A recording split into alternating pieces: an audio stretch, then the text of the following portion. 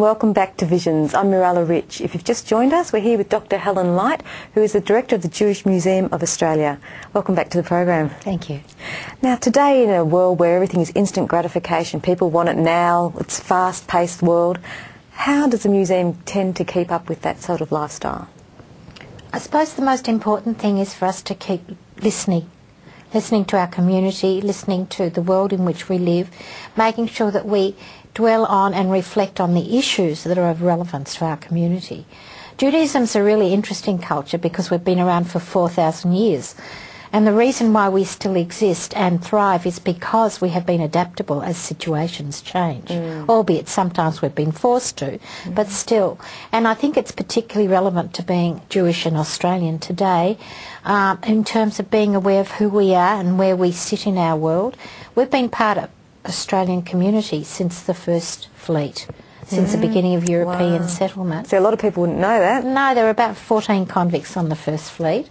So we're part of Australia and part of European settlement in Australia. So as Australia changes, our community changes too. And to remain dynamic and alive, our community has to reflect those changes. And you're also working on a virtual museum. Yeah. So that's the philosophy. Then there's a methodology. And we, of course, with all the new display techniques and the new communication techniques, present us with great opportunities such as the web and the internet sites. And so we are working on developing a virtual museum whereby people internationally can access our exhibitions, our programs, and we want to create exhibitions specially for the internet using our collection and using it to tell the stories of being Jewish and being Australian.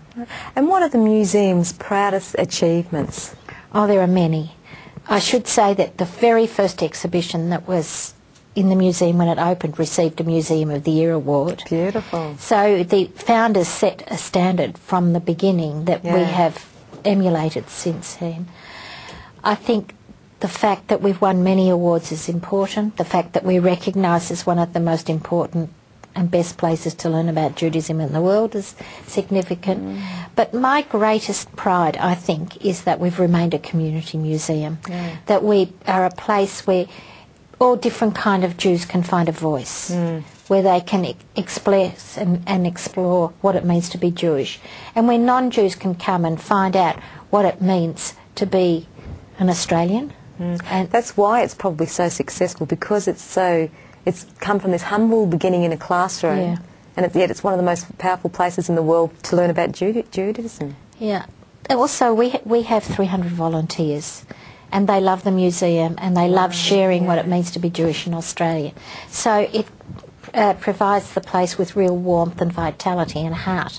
And while we are professional and cutting edge, we are still a really warm and welcoming place. And that's my pride too, that we maintain this culture and this sort of ambience. Yeah, that's the secret. And that we remain, as I said before about a museum, a safe and welcoming place, but a place where we can explore and unsafe ideas and push people just beyond their comfort zones to see that there is a really challenging and interesting world outside. And what does your role as director involve? Look, it started off that I did everything, but now I work with a fabulous staff and fabulous executive and volunteers, and I just make sure that that we are true to our mission about being Jewish and being Australian and about benefiting Australian society. So it's a very multifaceted job. It's managerial. It's having a vision. And what is your vision for the museum's future? Speaking of visions. Look, I suppose that we continue to fulfil an important and beneficial role within our community and our society, that we help to bridge differences, that we engender respect among people of all different cultures, that we make people who are Jewish proud of being Jewish and proud of being Australian. It's funny, isn't it, when you mix with people that already think like-minded and they're accepting of all people, you think the whole world is like that, but it isn't yet, is it? No, no, no. And I don't know how many people one touches, but anybody who walks through the door of the museum and walks out feeling enriched, I feel we've touched them. Yeah. There's another whole thing that we haven't talked about, is that we also preserve the Australian Jewish heritage with our collection. and in terms of sharing that for the future so that people are conscious of their grounding and their history and their culture, not only Jews but Australians, and see the cultural mix that has shaped our country. That's a really important contribution too. Yeah, so it's very educational for people. And what kind of response do you get from the teachers that bring the children in there? Generally very positive. So it's all well accepted all round. Yeah, and we try, and we have a lot of return visits, and we love having the kids in. The place just jumps. Last year we had an exhibition of Morris Sendak, Where the Wild Things Are.